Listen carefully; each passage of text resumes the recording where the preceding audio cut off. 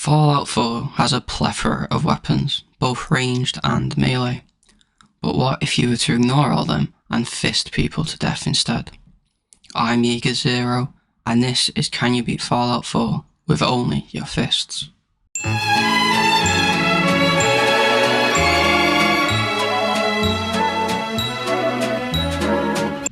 The game starts off as usual.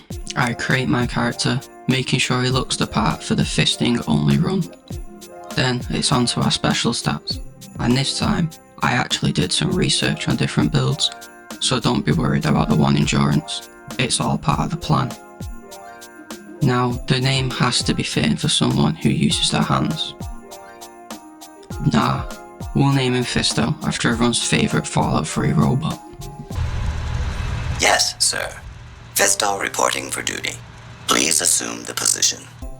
The bombs then go off and I sprint straight to the vault, leaving my wife and child to fend for themselves. In the vault, you all know the drill. I freeze, wake up, see my wife die, my child kidnapped, and wake back up later on. Speeding through the vault, I kill the rad roaches and leave to head to Sanctuary and speak to Codsworth.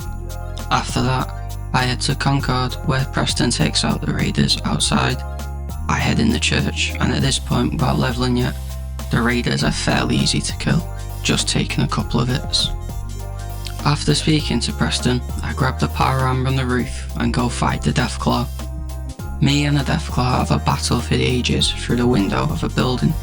He grabs me a few times through the building, but the power armor is good enough protection until eventually it dies. Nah, he's at one tap. Oh, thank God he's dead. Speaking to Preston, I head on back to Sanctuary where I take a day tripper and use the special book which allows me to increase my strength to 11. I also build some weights, further increasing it to 12. Next, it was time to head to Diamond City, but before that I take care of some raiders and steal back a locket for some farm people. So far the run is going well, with enemies still being weak. I mean, Akak went down stupidly quick.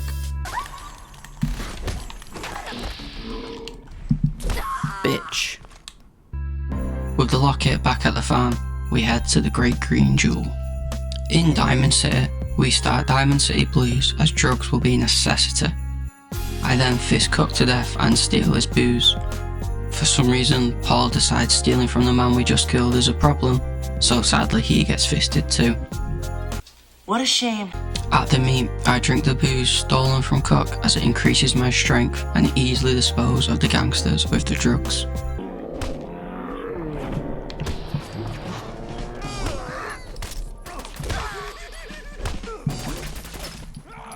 Yeah man, look how easy that shit was. I then do a bit more setup and head to Hubris Comics, kill the ghouls inside and get Grognak's outfit for the additional strength bonus.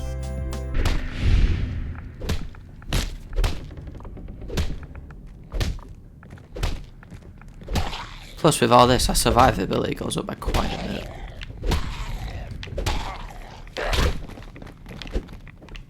What's he going like?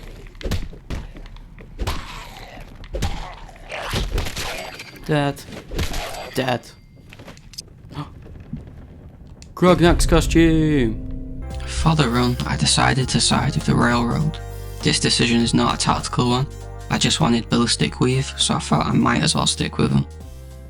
After speaking to Desdemona, I then start Deacon's mission, which took ages to start as his disguise was so good I couldn't tell it was him. The simps inside were the first enemies in the run that actually took some time to kill. I almost died a few times, but eventually with the use of Blitz and VATS, I was able to take them down. After reaching our target, sadly he didn't make it, and some bastard stole his clothes. You bastard! Deacon then gives me a gun I will never use, and we complete the mission. Now it's time to do some railroad missions, as I need ballistic weave fairly quickly, as my guy's damage resistance is still very low. So I do Tinker Tom's quest and punch a Deathclaw so hard he flies up at least 30 meters in the air. Nah, get off me!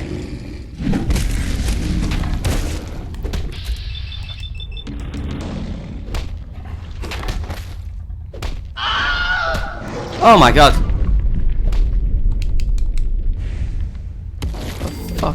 died? After Tom's mission, we are now able to do Pam's quest, which will reward us with Ballistic Weave. Now, I'm playing on normal difficulty, but for some reason, there are about 8 legendary enemies in this one building, and one of them dropped an unbelievable weapon, an explosive submachine gun, or in other words, a spray and pray. I've never been so upset, an unusable spray and pray. After I stopped crying, I went to Vault 81 to get the Destroyer's leg armor, and then killed Jared for the Miniman. Now it was time to save Nick, and the Triggermen in Park Street Station were surprisingly tanky, taking significantly more hits to kill than any enemies faced so far. But I make my way through and fist Dino into oblivion.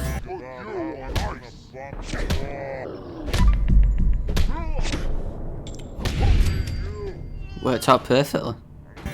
Skinny and his gang were no problem for my drug and alcohol addicted character, and I got fisted to death in seconds. Skinny Malone dead.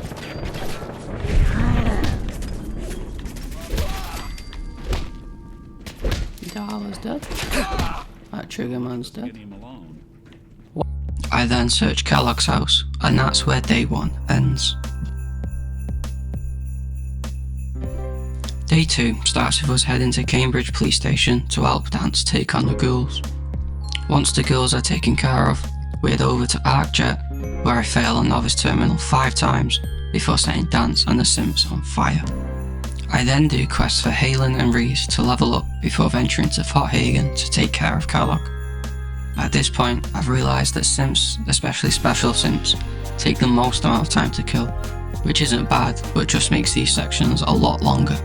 Upon reaching Kellogg, I consume enough drugs and alcohol to make most people die, then give Kellogg a fisting he will never forget.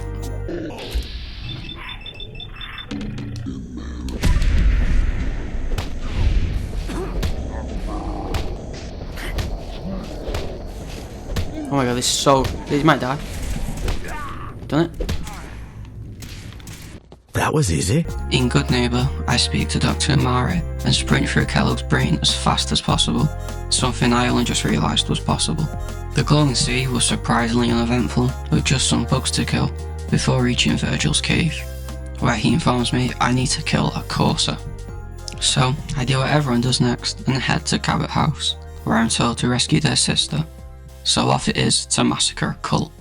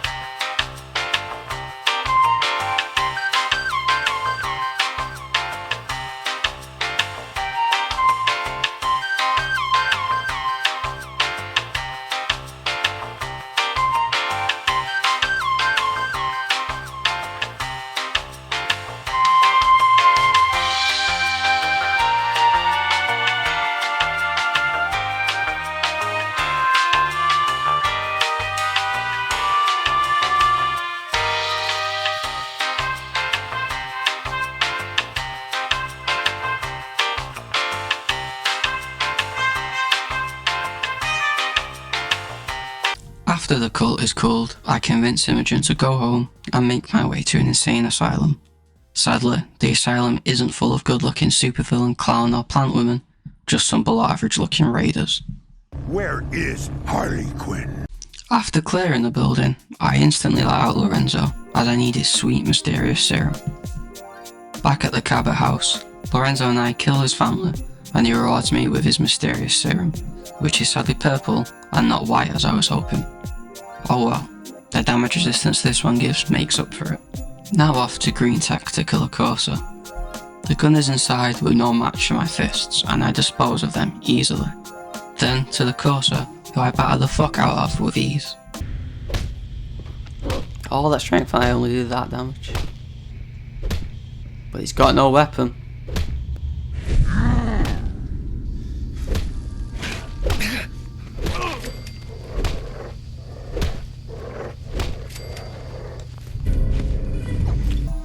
then head to the railroad to get the chip decoded and back to Virgil, who tells me how to build a teleporter, and I teleport into the Institute with the help of the railroad. I skip through Father's dialogue and find Liam, who refuses to look at me in conversation. I'm then informed I need to kill some simps, so go ahead and do so.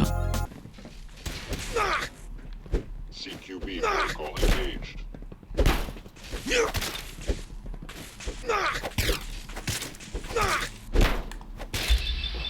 Me and this guy going shot for shot. And that's where day 2 ends. Day 3 kicks off with us venturing to Libertalia to recapture a rogue synth. The raiders there, as usual, are very weak, and I'm able to retake the synth. I then speak to Father and start the Battle of Bunker Hill, where all I have to do is kill one Corsair, and that's it.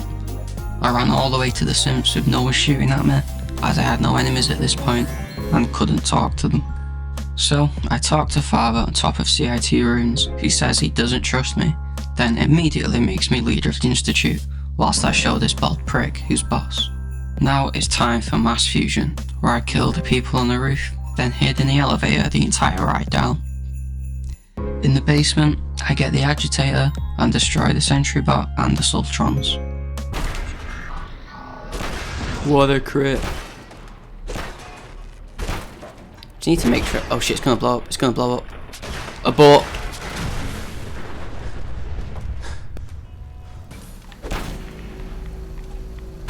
Idiot. I then get a scientist to come to the Institute, then tell the people of the Commonwealth I'm going to take over. Then the Brotherhood attack the railroad, but luckily I turn up just in time, like the saviour I am, and fist those metal wearing twats to death.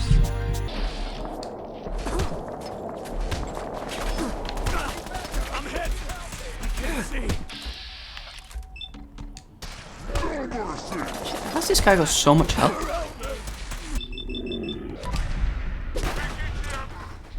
Yes.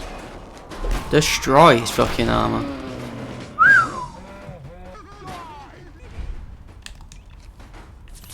You gonna blow? Oh shit. Then it's off to Cambridge Police Station, where I kill Nat Rees because I hate him, and wait for Deacon to shoot down a vertibird as I can't reach it. He's done it. He's done it. Oh fuck. Finally. On the Pridwin, I use a disguise and pass speech checks to get by. Thank God I have an undistinguishable face, or they might have caught me. Bombs planted, we leave and watch the big metal blimp blow up. Here goes nothing. Shit! Whoa. Now that's a hell of a thing. Wow.